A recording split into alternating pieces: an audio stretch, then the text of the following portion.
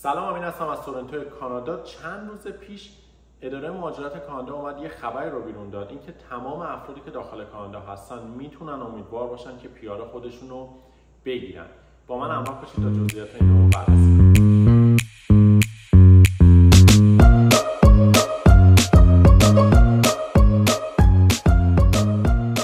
خب چند روز پیش وزیر اداره مهاجرت کانادا اومد یه خبری رو بیرون داد که تقریباً تمام افرادی که داخل کانادا هستن و دارن کار جنرال هم انجام میدن میتونن الیجیبل بشن برای دریافت PR.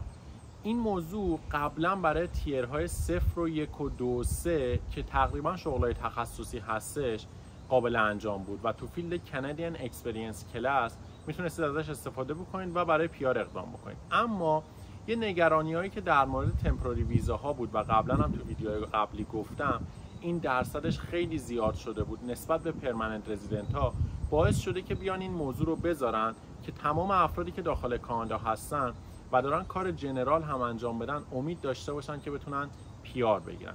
جزئیات این خبر قراره توی فال 2024 بیاد بیرون، اما احتمالاً سابقه کار کانادایی نیاز داره، مثلا 2 الی 3 سال توی فیلد حالا کشیر باشه، سکیوریتی باشه، رستوران باشه یا هر جایی که دارید کار میکنید که معمولا لایسنس نیاز نداره، بتونید امیدوار باشید که میتونید PR بگیرید.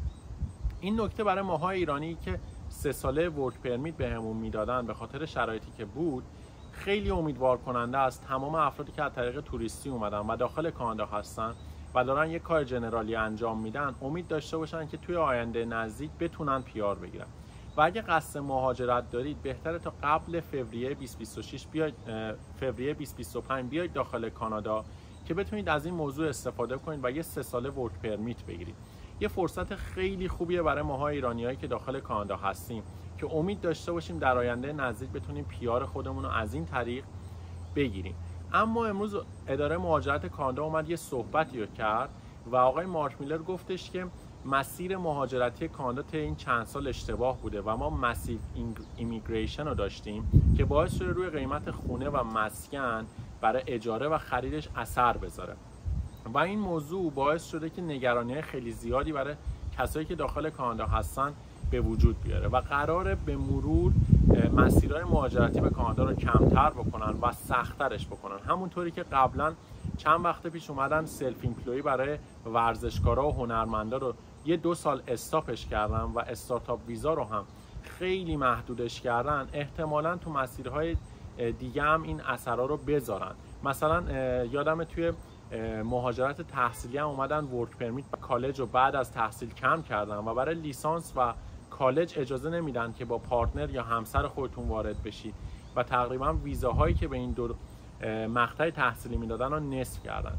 احتمال میره این موضوع برای مستر و PhD هم اتفاقاتی بیفته یا تغییراتی داخلش به وجود بیاد و اگه قصد دارید مهاجرت بکنید یه فرصت کوتاهی به نظر من هست. اگر مخصوصا دولت کانزرواتیو کانادا بیاد روی کار، مسیرهای مهاجرتی مجدد سخت میشه و تقریبا میشه گفتش که شاید یه بازه کوتاهی استاپش بکنن تا بتونن اوضاع اقتصادی داخل کانادا رو برای کسایی که دارن زندگی میکنن بهتر کنن.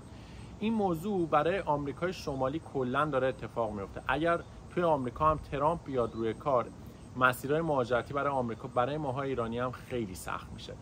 پس اگه قصد داری مهاجرت بکنی و دنبال این هستی که مسیر مهاجرتی خودتو مشخص بکنی، به نظر من زودتر اقدام بکن و تلاش کن مخصوصا برای کانادا قبل از فوریه 2025 داخل کانادا باشی که بتونی از این برنامه 3 ساله ورک پرمیت ما ایرانی‌ها استفاده بکنی و بتونی مسیر مهاجرت خودتو درست بکنی که بتونی PR بگیری، چون تیر 4 و 5 هم در حال حاضر داره آماده میشه که الیجیبل باشه برای گرفتن PR.